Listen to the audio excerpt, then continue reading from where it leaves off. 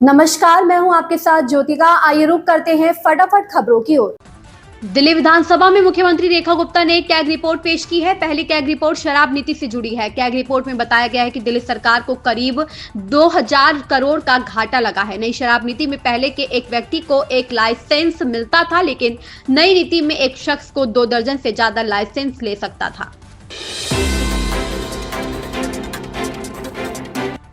विधि आयोग के पूर्व अध्यक्ष ऋतुराज अवस्थी मंगलवार को एक देश एक चुनाव विधेयक पर चर्चा के लिए गठित संसदीय समिति के सामने पेश हुए। संसदीय समिति एक देश का एक चुनाव को लेकर सभी संबंधित विशेषज्ञों और हिस्सेदारों से बात कर रही है। इसी के तहत कानूनी विशेषज्ञ के तौर पर ऋतुराज अवस्थी भी संसदीय समिति के समक्ष पेश हुए। विधि आयोग के पूर्व अध्यक्ष ऋतुराज अवस्थी के अलावा IAS अधिकारी नितिन चंद्रा भी संसदीय समिति के समक्ष पेश हुए।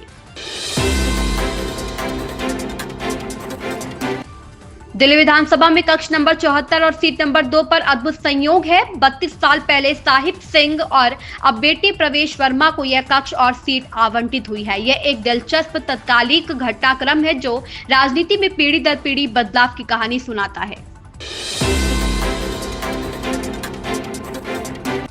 LOP आतिशी समेत 12 आप विधायकों को विधानसभा से निलंबित किए जाने पर पार्टी सांसद संजय सिंह का कहना है, बीजेपी सरकार ने बाबा साहेब अम्बेडकर और भगत सिंह की तस्वीरें हटा दी। अगर वे हमारे महान नेताओं का अपमान करेंगे तो क्या हमारी पार्टी इस मुद्दे को विधानसभा में नहीं उठाएगी? बाबा साहब डॉक्टर भीमराव अम्बेडकर जी भारत के संविधान के रचयिता हैं, यानी कि ये देश के नियमों और कानूनों के मुताबिक चलेगा। ये दिशा देश को देने का काम बाबा साहब डॉक्टर भीमराव अम्बेडकर जी ने किया। हिंदुस्तान के नौजवान आज भी शहीद आजम भगत सिंह जी से प्रेरणा लेते हैं। उन्होंने अपना बलिदान दिया हिंदुस्तान की आज़ादी के लिए। और भारतीय जनता पार्टी की मानसिकता जो हमेशा से राष्ट्र विरोधी रही है,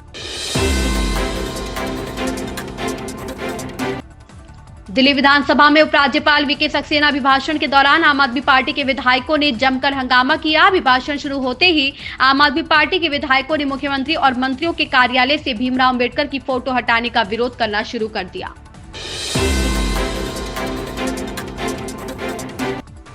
साल 2025 में कई बड़े स्टार्स ने प्रॉपर्टी खरीदी है। कुछ लोगों ने किराए पर प्रॉपर्टी ली है। हाल ही में बॉलीवुड की कई हस्तियों ने मुंबई में प्रॉपर्टीज खरीदी है। इनमें से कुछ ने तो अपने रहने के लिए फ्लैट खरीदे हैं, तो कुछ ने कारोबार के लिए किराए पर प्रॉपर्टी ली है। जिन लोगों ने प्रॉपर्टी खरीदी है उनमें वरुण धवन, श्रद्धा कपूर, आलिया भट्ट, शाहरुख खान और अमृता सिंह शामिल हैं।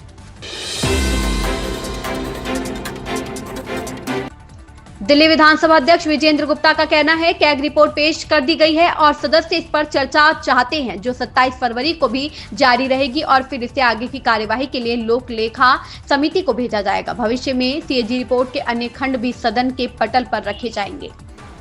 अभी चर्चा CAG की रिपोर्ट टेबल हुई है और एक पार्ट हुआ है, एक रिपोर्ट हुई है, उस पर सदस्य बात करना चाहते हैं, तो उसको अभी कंटिन्यू रखा जाएगा 27 और उसके बाद उसको पब्लिक अकाउंट्स कमेटी को भेजा जाएगा फर्दर एक्शन के लिए।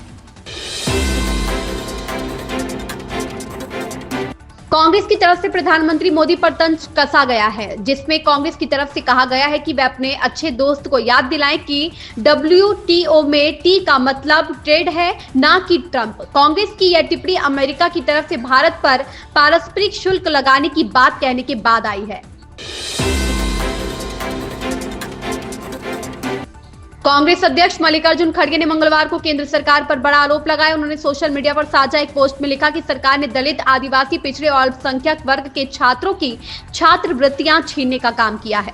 खड़गे ने आरोप लगाया कि मोदी सरकार में लाभार्थियों की संख्या में साल दर साल भारी कटौती की गई, साथ ही इस मद में फंड भी कम खर्च किया गया।